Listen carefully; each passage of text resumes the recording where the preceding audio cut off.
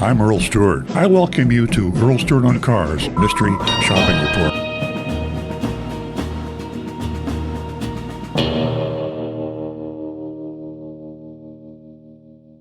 So here we go.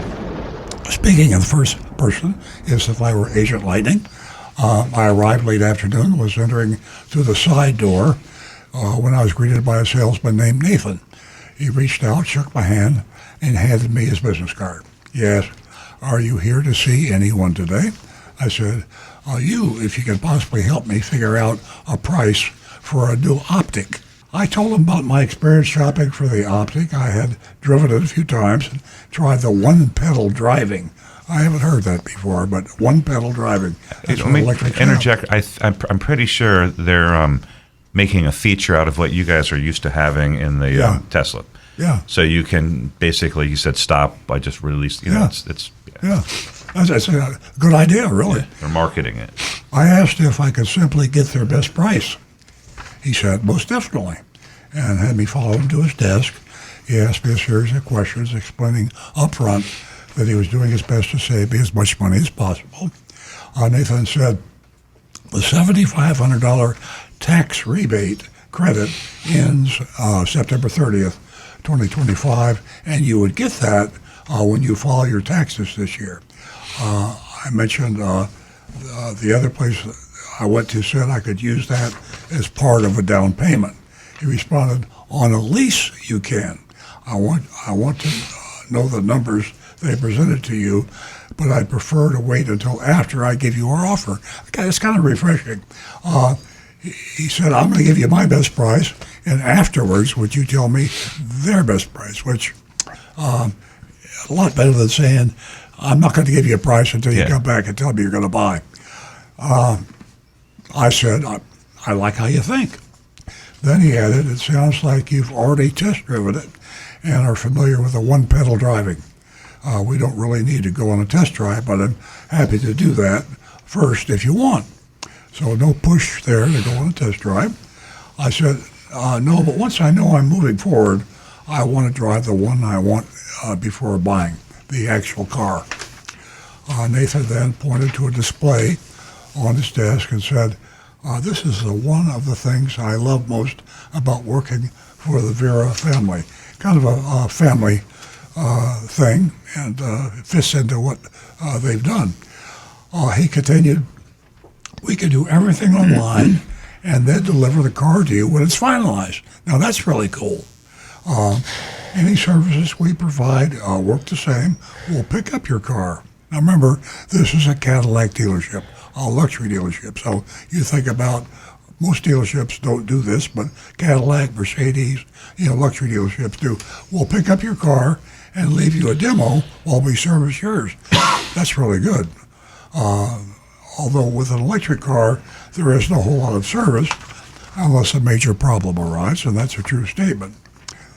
We sat at his desk the entire time making small talk until he excused himself to get the numbers he printed for me to take out with me. Their top line was MSRP $58,913. They took off a discount of $4,713, and the Vera Cadillac price was $54,200. A lump sum of $2,089 was added to that price, labeled estimated registration and fees. Now this is where it gets a little smoky, to be used a kind word. In the fine print, it was revealed that the fees included $999 documentation fee, a $499 electronic filing fee, and $178.82, $178.82 for stamp tax. And that's a new name. We are talking about junk fee names, stamp tax. I don't like that. I believe one of the causes of the American Revolution. That was Stu's comment there. It is true.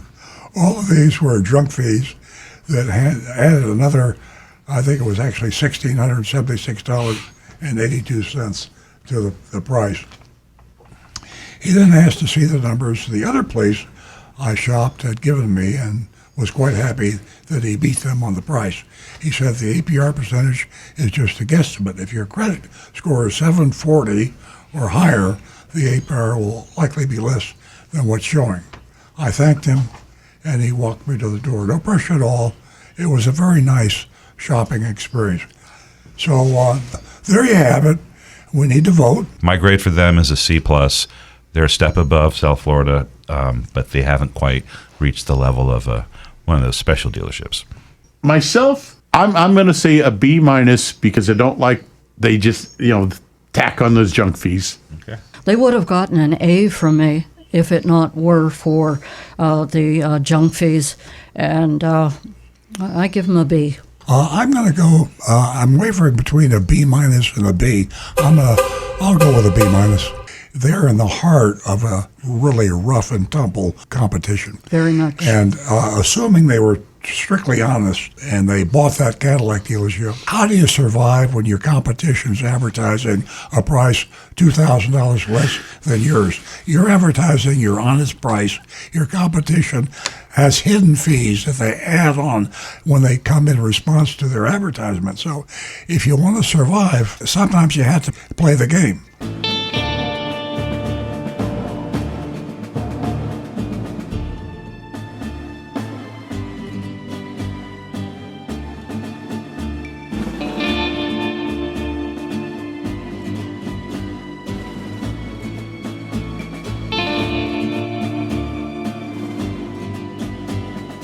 Hi, this is Earl Stewart. Thank you for watching this video. If you would like to be notified of new videos that we post to our YouTube channel, simply click on the subscribe button and the bell icon in the lower right-hand side of the screen.